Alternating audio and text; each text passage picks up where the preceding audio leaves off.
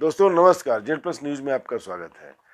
America ने Venezuela के राष्ट्रपति को वहां घुस करके वहां हमला किया और वहीं से एयरलिफ्ट करके उनको अरेस्ट किया और वापस अमेरिका ले आए।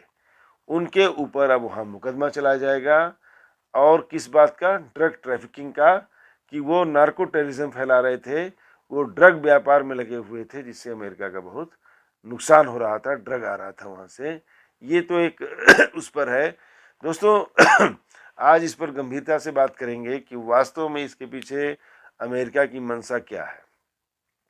क्या नार्को टेररिज्म या ड्रग ट्रैफिकिंग का आरोप सही है, ऐसा ये देखेंगे। दूसरा, इसके पीछे अमेरिका की मंशा क्या वेनेजुला के तेल, ऑयल रिसोर्सेज, तेल संसाधनों पर नियंत्रण करना है या वहां पर चीन के बढ़ते प्रभाव पर अंकुश लगाना है। और अंत में क्या कि एक नया कोल्ड वार शुरू होने वाला है अमेरिका और चीन के बीच में। अमेरिका ने वेनेजुला के राष्ट्रपति को वहां पर घुस करके उनको अरेस्ट कर लिया, गिरफ्तार कर लिया, उनको पकड़ लिया और उठा करके अमेरिका ले गए। ये घटना दूसरी बार हुई है। इसके पहले उन्होंने पनामा में ऐसा किया था और आरोप ऑलमोस्ट वही है, ड्रग ट्रैफिकिंग का, नार्को टेररिज्म, ड्रग ट्रैफिकिंग के आरोप के आधार लगाए गए। जाहिर सी बात है, अभी तक अमेरिका ने इस संबंध में कोई सबूत दुनिया के सामने नहीं रखा कि वेनेजुला या वेनेजुला की सरकार, जो मादुरो राष्ट्रपति हैं, उनके नेतृत्व में इस तरह के काम हुए हैं या नार्को टेररिज्म को में वो इन्वॉल्व हैं या ड्रग ट्रैफिकिंग में इन्वॉल्व हैं। कई बार बॉम्बिंग की गई है वेनेजुला के तट पर, कई सारी बोट्स पर हमले किए गए हैं। इस आशंका में या इस आधार पर दावे के साथ कि इसमें ड्रग सप्लाई हो रहा है और दुनिया भर में यहाँ से ड्रग का कारोबार हो रहा है, उसको रोकने के लिए। लेकिन देखिए, तमाम मीडिया में न्यूज़ है, आप लोग सब कुछ स्टोरी देख चुके हैं, सुन चुके हैं, सोशल मीडिया पर भी है, मेन स्ट्रीम मीडिया पे है। मैं आना चाहता हूं उस पॉइंट पर कि असल मकसद क्या है। ड्रग ट्रैफिकिंग और नार्को टेररिज्म पर किसी सॉवरेन, किसी एक संप्रभु स्वतंत्र राष्ट्र पर हमला करके, वहां घुस करके वहां के राष्ट्रपति को बंधक बना करके उठा ले जाना, ये कोई मामूली बात नहीं है। ये इंडिपेंडेंट नेशंस हैं, स्वतंत्र देश हैं, संप्रभु राष्ट्र हैं, उनकी अपनी स्वतंत्रता है और आप शिकायत कर सकते हैं, यूएनओ में मामला उठा सकते हैं, संयुक्त राष्ट्र संघ में इस पर डिबेट करा सकते हैं। लेकिन इस तरह से ज़बरदस्ती घुस करके, हमले करके और उनको एयरलिफ्ट करके उठा ले जाना, ये सरासर गुंडई का गुंडागर्दी है, ब्रिंकमैनशिप है और कुछ नहीं है। This is the example of brinkmanship. अब सवाल ये उठता है कि क्या नार्को टेररिज्म और ड्रग ट्रैफिकिंग ही असली मुद्दे हैं जिसकी वजह से वेनेजुला के खिलाफ इतना बड़ा कदम उठाया गया अमेरिका का? तो ये जाहिर तौर पर 100% इस तरह की कोई बात नहीं है। सद्दाम हुसैन के खिलाफ भी इसी तरह के आरोप लगाए थे कि उन्होंने वेपन्स ऑफ मास डिस्ट्रक्शन मतलब बहुत ही विध्वंसक उन्होंने हथियार रखे हुए हैं। लेकिन बहुत सारा कुछ हुआ, पूरा इराक तबाह हो गया, लेकिन कहीं भी उस तरह के वेपन्स पाए नहीं गए या उन वेपन्स के होने के सबूत मिले नहीं, लेकिन इराक तबाह हो गया। तो मंसूबे कुछ और थे, उनकी मंशा कुछ और थी। यहाँ भी अमेरिका की मंशा कुछ और है। अमेरिका की मंशा वहाँ पर दो है। एक तो 1823 में ही अमेरिकी राष्ट्रपति जेम्स मुनरो ने एक डॉक्ट्रिन डिक्लेयर किया था, एक सिद्धांत डिक्लेयर किया था, उसके 4 पॉइंट थे। लेकिन जो यहाँ पर रेलिवेंट पॉइंट ये है कि उन्होंने कहा था कि लैटिन अमेरिका के देशों में कोई भी यूरोपियन या दूसरे देशों का किसी भी प्रकार का इंटरफेरेंस, हस्तक्षेप बर्दाश्त नहीं किया जाएगा। उन्होंने बहुत ही सख्त लहजे में कहा था कि दुनिया की दूसरी शक्तियाँ लैटिन अमेरिकन देशों से या अमेरिका के आस पड़ोस से दूर रहे। ये अमेरिकन हेजमोनी की तरफ लिया गया, अमेरिकन गुंडागर्दी के तौर पर लिया गया कि उस क्षेत्र में अमेरिका अपना स्वामित्व चाहता है, अपना डोमिनेंस चाहता है। आप में से कुछ लोगों को अगर पढ़ा हुआ पहले का तो याद होगा कि एक बार क्यूबा मिसाइल क्राइसिस भी हुआ था 1956-55 के आसपास में, जहाँ तक याद आ रहा है कि सोवियत यूनियन तब सोवियत संघ हुआ करता था और क्यूबा के लिए मिसाइल्स भेजी जा रही थी, ऐसा अमेरिका का आरोप था। और उसका इंटरसेप्शन हो गया क्यूबा के कोस्ट के आसपास। अमेरिका ने कहा कि जहाज़ आगे नहीं जाने देंगे। सोवियत यूनियन ने कहा कि जहाज़ किसी कीमत पर आगे जाएगा, क्यूबा तक पहुंचेगा। उस टाइम पर क्यूबा के राष्ट्रपति मिस्टर फिदेल कास्त्रो हुआ करते थे। दुनिया सांस बांधे खड़ी थी और लग रहा था कि दो सुपर पावर सब एकदम से आमने सामने हैं और सीधी लड़ाई में है। अब वर्ल्ड वार थर्ड हो सकता है। सबकी सांसें रुकी हुई थी और किसी भी समय लड़ाई छिड़ सकती है। अंत में रशियन प्रेसिडेंट, उस टाइम पे जो प्राइम मिनिस्टर थे, उन्होंने कोस्गिन कोई थे, तो उन्होंने उसको विड्रॉ करने का कि बहुत ही विभीषिका हो जाएगी और बहुत ज़्यादा जान माल का नुकसान हो सकता है अगर युद्ध के हालात बने। तो उन्होंने जहाज को वापस ले लिया, तलाशी लेकिन नहीं दी, उसको सर्च नहीं करने दिया अमेरिकन को। आज की बात दूसरी है। अमेरिका सोवियत यूनियन के साथ उसका जो वर्ल्ड वार टू के बाद ही करीब करीब शुरू हो गया था कोल्ड वार।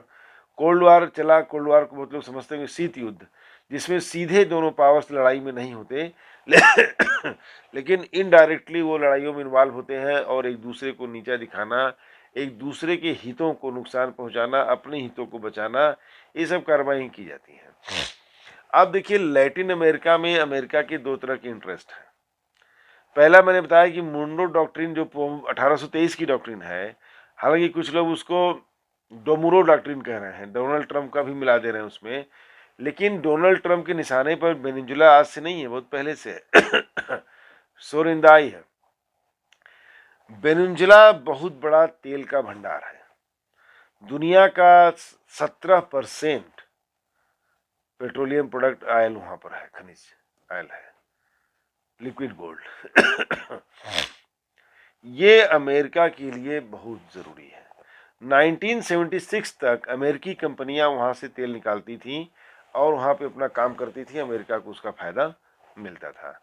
उसके बाद करीब करीब पूरे जो लैटिन अमेरिकन कंट्रीज हैं, धीरे धीरे इनका झुकाव लेफ्ट की तरफ हुआ, कम्युनिज्म की तरफ हुआ और उसी को नाम दिया गया पिंक टाइड। पिंक टाइड का मतलब है soft communism, not red but pink. Communism का कलर है लाल, तो उसको पिंक कहा गया। इसलिए कहा गया कि ये सॉफ्ट कम्युनिज्म है, उस तरह से नहीं कि सारा कुछ उलट पुलट दिया और जैसा रसिया में हुआ था, जहाँ तक चाइना में हुआ था, तो उस तरह का नहीं। लेकिन पीपल सेंट्रिक पॉलिसी कहने का मतलब है कि लोक लुभावनी कार्यक्रमों को अंजाम देना, आम जनता के लिए काम करना या आम जनता के हितों को प्राथमिकता के आधार पर रखना, तो इस तरह के झुकाव ऑलमोस्ट सभी लैटिन अमेरिकन कंट्रीज में चली। उसी को कहा गया पिंक टाइड। हालांकि अब पिंक टाइड का मतलब हुआ कि उनका झुकाव रसिया की तरफ हुआ, चाइना की तरफ हुआ और अपने आप को स्वतंत्र पॉलिसी को लेकर के चलने की बात हुई। अब धीरे धीरे क्या हुआ कि आते हैं वेनेजुएला पे, इसे पूरे लैटिन अमेरिका में वो केस है। आते हैं वेनेजुएला पर 76 के बाद जो सेवाज हुआ के नेता हुए कम्युनिस्ट, चेवाज सवाज जो लैटिन अमेरिकन नाम है, वो कम्युनिस्ट झुकाव के लीनिंग के व्यक्ति थे, कम्युनिज्म की तरफ था। तो पीपल ओरिएंटेड पॉलिसी की उन्होंने घोषणा की। उन्होंने कहा हमें गरीबी मिटाना है और ये हमारा तेल जिसको अमेरिका ने कब्जा किया हुआ है, अमेरिकी कंपनियों ने, आप ध्यान दीजिए, अमेरिका के प्राइवेट कंपनियों के कंट्रोल में वेनेजुएला का पूरा तेल का बिजनेस था, पूरा तेल का व्यापार था। यहाँ तक कि जितने भी तेल के फील्ड्स हैं, ऑयल फील्ड्स हैं, वो भी उनके कंट्रोल में हुआ करते थे। और उसका रेफरेंस भी दिया, अभी मैं बताऊंगा, ट्रंप ने तो धीरे धीरे उनके चंगुल से निकलने के लिए शहबाज ने अपने ऑयल फील्ड्स का, जो वहाँ के तेल के कुएं हैं और जो सोर्सेस हैं, उनका नेशनलाइजेशन, राष्ट्रीयकरण करना शुरू किया। अब देश के संपदा का, देश के प्राकृतिक संसाधनों का राष्ट्रीयकरण करने से वो सीधे सरकारों के नियंत्रण में आ गई और उन्होंने अपनी देश की जनता से वादा किया कि इससे हम वेनेजुएला की गरीबी को दूर करेंगे, हम वेनेजुएला के पॉवर्टी को हम एलिमिनेट करेंगे, मतलब तमाम सुविधाएं देंगे, पढ़ाई लिखाई के एजुकेशन के अलावा हेल्थ एजुकेशन और तमाम दूसरी चीज़ें उनको दी जाएंगी, जिससे कि उनका बेटरमेंट हो, उनका जीवन स्तर ऊंचा उठे, वो गरीबी से बाहर आए। ये उनकी मुख्य लड़ाई थी और बहुत ही पॉपुलर हुए वो। एक बार अमेरिका ने उनका वो भी तख्ता पलट भी कराने की कोशिश की, लेकिन पब्लिक प्रेशर में उनको दोबारा बैठाना पड़ा, जनता सड़कों पे आ गई। उसी को कमोबेश ये बढ़ा रहे थे आगे मादुरो भी, उसी विचारधारा के हैं ये। लेकिन सिर्फ बात इतनी नहीं है, जो मुख्य बात है, बात इतनी नहीं है। बात है कि क्या एक नया कोल्ड वॉर शुरू हो रहा है। बात यह है, बात सिर्फ इतनी होती तो ठीक भी था शायद। बात इसके आगे है कि वेनेजुला और most of the Latin American countries China के बहुत करीब हो गई है। लैटिन अमेरिकी देशों में चाइना का ट्रेड ऑलमोस्ट सभी में या तो सबसे बड़ा ट्रेड पार्टनर है चाइना, या सेकेंड नंबर पर है। चाइना का ट्रेड रिलेशनशिप इन कंट्रीज में बहुत बड़ा है, बहुत ज्यादा बड़ा है। और करीब वेनेजुला का 40% या उससे ऊपर तेल सिर्फ चाइना को जाता है। चाइना वेनेजुला की ऑयल का सबसे बड़ा बेनिफिशियरी है। मेरे ख्याल से 40 या 60% में डेटा मैं थोड़ा मिस कर रहा हूं कि ये सिर्फ चाइना को जाता है। अब आप सोचिए ये अमेरिका कैसे बर्दाश्त करेगा। आज रूस कहीं बहुत पीछे हट गया, अब रूस की वो पोजीशन तो रही नहीं। अब चाइना अमेरिका को सीधी टक्कर दे रहा है। चाइना की इकोनॉमी जीडीपी है गया 18 ट्रिलियन डॉलर्स की, अमेरिका 30 के आसपास 30 ट्रिलियन डॉलर पर है। तो अमेरिका से चाइना बहुत दूर नहीं है। और जो चिंता की बात यह है कि चाइना ने पूरी दुनिया में अपने पैर पसार लिए हैं, अपने पांव फैला लिए उन्होंने पूरी दुनिया में। और चाइना का ट्रेड बहुत तेजी से आगे बढ़ रहा है। उसका जो इंटरनेशनल ट्रेड है बहुत तेजी से फास्ट ग्रोथ कर रहा है। अमेरिका की स्थिति यह है कि अमेरिका खासतौर से जब से ट्रंप आए हैं, अमेरिका एक तरह से अराजकता, दिशाहीनता और अनिर्णय की स्थिति में है। ट्रंप का कुछ पता नहीं है, एक ऐसे दिमाग के व्यक्ति हैं कि कब किधर जाएंगे किसी को मालूम नहीं है। उनकी बात का कोई भरोसा नहीं है कि अगर आप कोई बात कर रहे हैं तो उस पर वो टिकेंगे या आपकी बात का सम्मान करेंगे, रिस्पेक्ट करेंगे। वह आदमी कब क्या मूड में आ जाए। वह आदमी पाकिस्तान जैसे देश के सेनाध्यक्ष को, आर्मी के चीफ को बुला करके उनको लंच पर उनके साथ लंच कर रहा है। अमेरिकन राष्ट्रपति का डिग्निटी इतना गिर चुका, सोचिए ट्रंप ने गिराया कि पाकिस्तानी आर्मी चीफ जो टेररिज्म फैला रहा है, दुनिया में आतंकवाद का सिंबल बना है, उसको बुला करके वो लंच कर रहा है। वो आदमी, उसका लेवल देखिए, कभी इधर जा रहा है कभी पाकिस्तान को कर रहा है। अब दिक्कत यह है कि चाइना का जो ग्रोइंग इन्फ्लुएंस है लैटिन अमेरिकन कंट्रीज में, ये अमेरिका के लिए चिंता का विषय है। अमेरिका किसी कीमत पे इस बात को बर्दाश्त नहीं करेगा कि अमेरिका के आस पड़ोस में, अमेरिका के नजदीक में किसी भी तरह से चाइना का इन्फ्लुएंस बढ़े।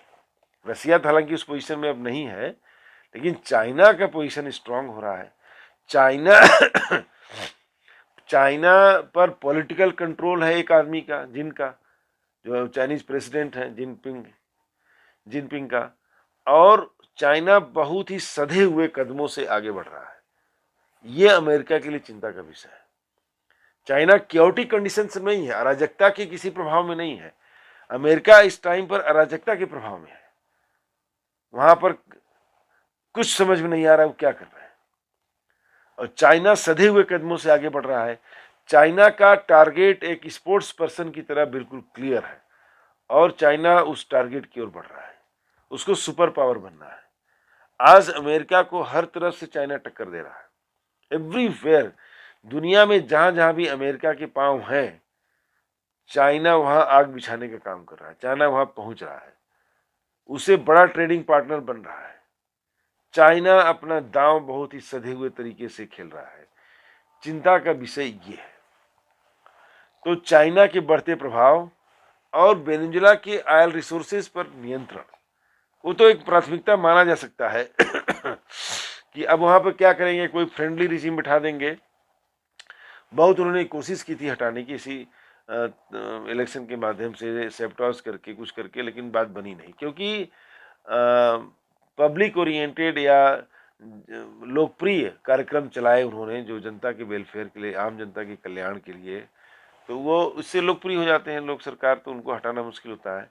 ट्रंप ने ये सब करके देख लिया, और उन्होंने एक तो वेनेजुला के ऑयल को कंट्रोल करना है, और दूसरा एक जो नया कोल्ड वार शुरू हो रहा है, जहां पर शायद अभी कम लोगों का ध्यान है, अब एक नया कोल्ड वार शुरू होगा। वो शुरू होगा चीन और अमेरिका के बीच में, अमेरिका और चीन के बीच में। अमेरिका हर हाल में, हर अवस्था में, हर स्थिति में दुनिया में अपनी डोमिनेंस, अपनी प्रमुखता, अपना प्रभाव बनाए रखना चाहेगा, अपना स्वामित्व बनाए रखना चाहेगा, नंबर 1 पोजीशन बनाए रखना चाहेगा। और चाइना के तेजी से बढ़ते हुए कदम अमेरिका के लिए चिंता का विषय है। अमेरिका को सीधी टक्कर चाइना से मिल रही है। तो यहाँ पर दो बात हो गई है कि मुख्यतः वहां करना, ऑयल पर कंट्रोल करना, ऑयल पूरा उनको, एक्चुअली चाइना, अमेरिका का बहुत बड़ा ऑयल इंपोर्ट जो है वो सऊदी अरेबिया और अरेबियन कंट्रीज से होता है, और पास में वेनेजुला है। तो वेनेजुला पर अगर ऑयल कंट्रोल हो जाए तो उसकी उसकी निर्भरता और देशों से कम हो जाएगी, और पास में है। और दूसरा देखिए कि पॉइंट इसमें और कि वेनेजुला में ये सैन्य कार्रवाई करके अमेरिका पूरे लैटिन अमेरिका को ये मैसेज देना चाहता है कि आप अगर इस तरह का दुस्साहस करेंगे तो हम ये कदम उठाने के लिए मजबूर होंगे। एक तरह से हेजमनी कहते हैं इसको इंग्लिश में, डोमिनेंस। तो वहां उसका आधिपत्य जमाना कि आपको हमारे हिसाब से ही रहना होगा हमारे पड़ोस में। सीधा सीधा मैसेज यही है कि अगर आप हमारे शांति से रहना चाहते हैं तो हमारे हिसाब से रहिए, हमारे दुश्मनों से आप मिलेंगे तो ये ठीक नहीं होगा। और करीब करीब सारे लैटिन अमेरिका में चाइना का ट्रेड जो रिलेशन है बहुत ज़्यादा बढ़ चुका है। चाइना का इन्वेस्टमेंट बहुत बढ़ चुका है वहाँ पे, रोड और इंफ्रास्ट्रक्चर डेवलपमेंट में ही चाइना का खासा इन्वेस्ट कर रहा है वहाँ पर, लैटिन अमेरिकन कंट्रीज में। और ऑलमोस्ट सभी कंट्रीज में चाइना या तो सबसे बड़ा ट्रेड पार्टनर है या सेकेंड नंबर पर है। मेरा सोचना है कि एक ये नए कोल्ड वार की शुरुआत हो रही है, शायद एक नया कोल्ड वार शुरू होने जा रहा है।